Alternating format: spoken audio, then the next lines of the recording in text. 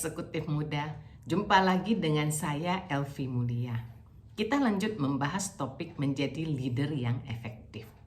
Sesi yang lalu kita sudah membahas mengenai menyusun persepsi, di mana kita ketahui bahwa untuk menyusun persepsi atau proses menyusun persepsi adalah kita mengelompokkan semua stimulus ke dalam 4 kelompok besar yang tersusun dan memberi arti, sehingga dapat dipergunakan untuk membentuk persepsi.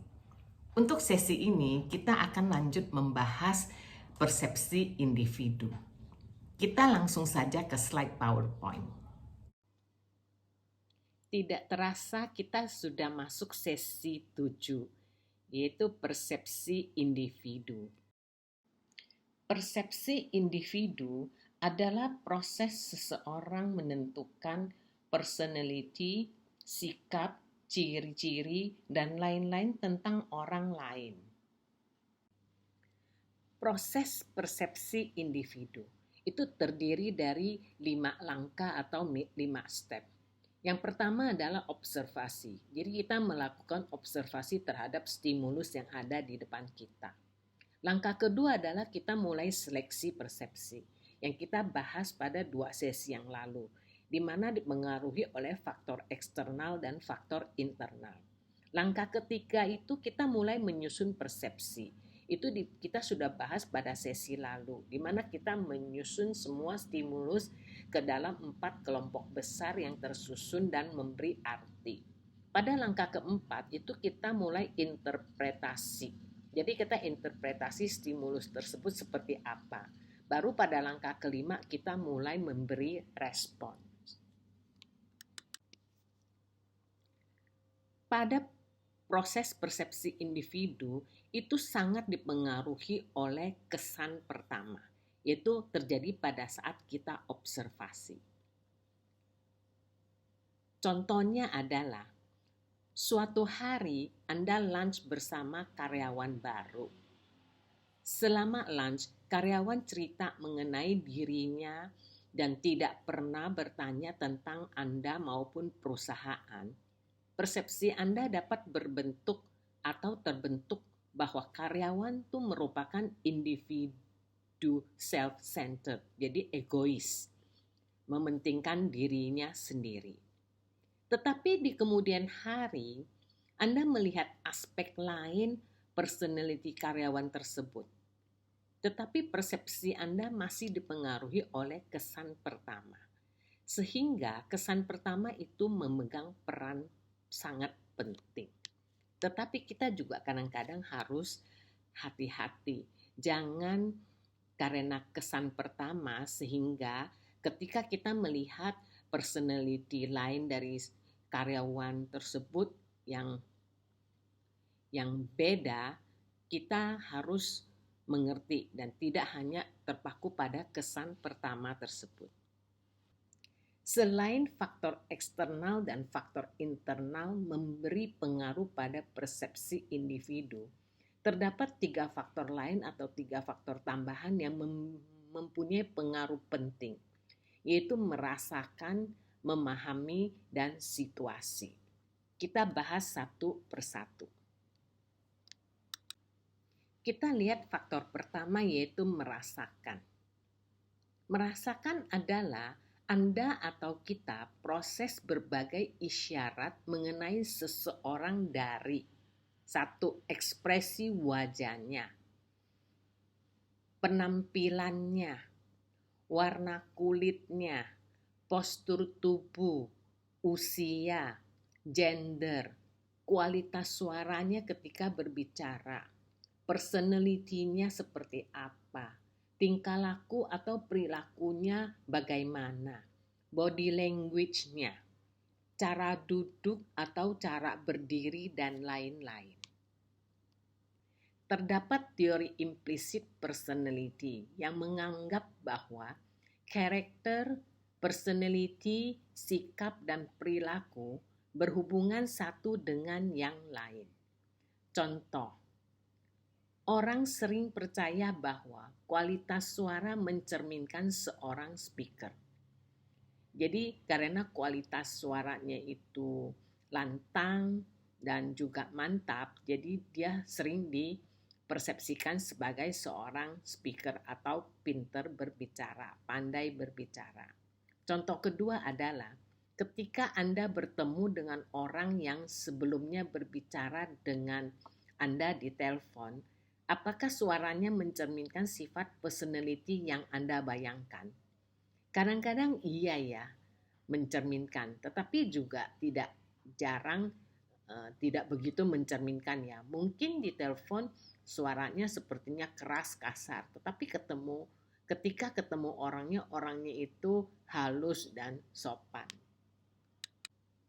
Faktor yang kedua adalah memahami. Contohnya, mendengar manajer menjelaskan personality seorang karyawan, leader atau kita dapat langsung mengetahui personality manajer dan sekaligus karyawan yang sedang dibicarakan.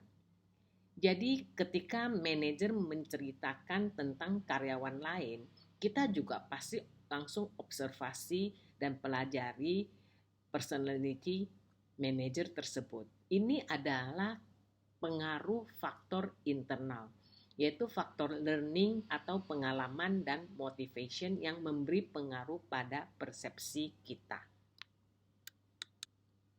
Sifat atau personality traits, nilai-nilai yang kita hargai, sikap kita, mood kita pada saat ini, dan juga pengalaman dan lain-lain memiliki andil menentukan persepsi kita atau persepsi seseorang.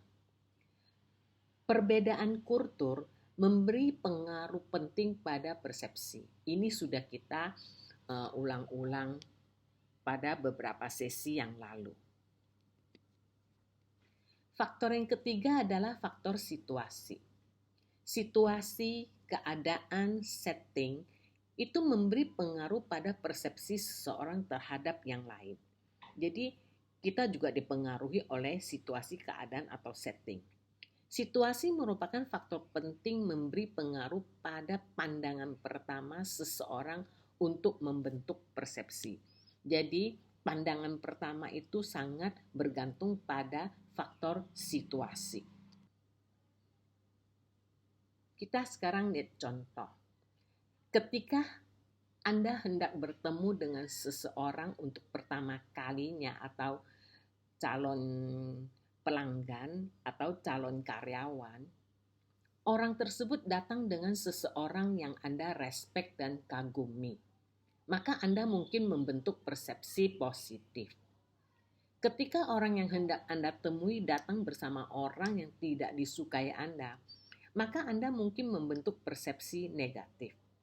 Kesan pertama tersebut dapat terus memberi pengaruh pada Anda di kemudian hari. Kita sudah selesai membahas 3 faktor tambahan yang memberi pengaruh penting pada persepsi individu, yaitu faktor merasakan, memahami, dan faktor situasi. Sekarang kita lanjut membahas manajemen impresi. Karena manajemen impresi ini sangat penting. Manajemen impresi ini dipergunakan seseorang untuk manipulasi dan menguasai impresi yang dibentuk orang lain terhadap dirinya. Jadi kita manage impresi agar supaya orang mempunyai persepsi terhadap kita seperti apa yang kita kehendaki. Contohnya adalah memakai kacamata hitam agar kelihatan cool, keren gitu ya. Tapi harus pada situasi dan tempat yang cocok ya. Dress up untuk job interview agar kelihatan profesional. Memotong rambut dengan style baru agar penampilannya beda.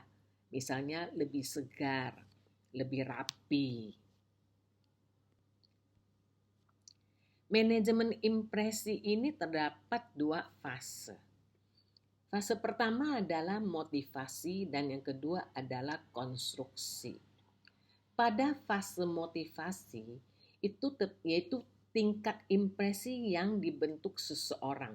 Jadi kita mempunyai motivasi untuk membentuk impresi seperti apa. Misalnya untuk job interview kita dress up sesuai dengan keadaan untuk job interview. Misalnya kita dress up baju yang formal, ya, formal untuk kantor gitu. Kemudian untuk ngopi dengan teman-teman, kita dress up casual. Itu motivasinya. Jadi motivasinya itu mau interview atau mau bertemu ngopi dengan teman-teman. Kemudian fase kedua adalah konstruksi.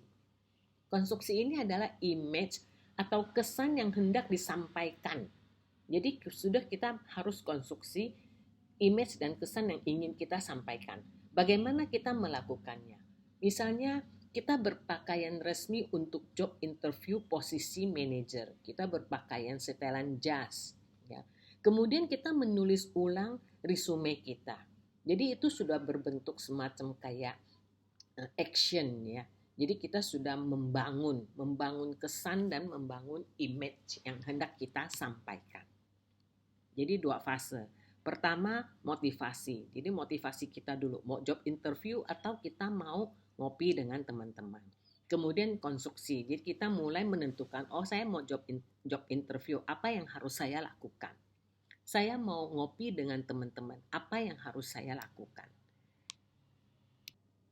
Manajemen impresi sangat penting ya untuk mempengaruhi persepsi orang terhadap Anda dan terhadap kita. Ada orang peduli pada manajemen impresi, tetapi ada juga yang kurang peduli. Kalau yang peduli itu selalu berpenampilan sesuai dengan cocok pada situasi di mana dia berada dan juga sesuai dengan posisi yang diembannya. Kalau yang tidak peduli, ini saya mau memberi contoh ya, saya mau sharing. Ketika saya baru bergabung pada satu perusahaan, beberapa kolega saya bercerita kepada saya. Pada suatu hari, ada seorang manajer baru yang baru bergabung, ingin fotokopi dokumen-dokumen dan datang ke daerah fotokopi. Sang manajer melihat ada seorang pria yang berdiri dekat mesin fotokopi dan langsung memberikan dokumen-dokumen tersebut untuk difotokopi. Sang pria pun menerima dokumen-dokumen tersebut untuk fotokopi. Setelah fotokopi selesai, orang-orang berkata kepada sang manajer, "Kamu tahu nggak yang tadi barusan kamu minta fotokopi itu siapa?" "Nggak tahu." "Dia itu adalah CEO kita, presiden direktur kita." Syoklah sang manajer. Tetapi sang manajer itu sebetulnya tidak salah juga. Karena kenapa? Dia adalah orang baru. Dan sang CEO rupanya termasuk golongan yang kurang perhatian pada manajemen impresi.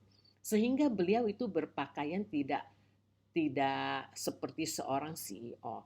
Sehingga teman-teman saya itu sharing kepada saya agar supaya saya tidak berbuat kesalahan yang sama.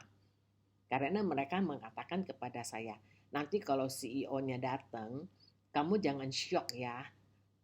Nah seperti itu, karena beliau tidak berpakaian sejogjanya dia seorang CEO. Ini aja sharing saya untuk sesi ini.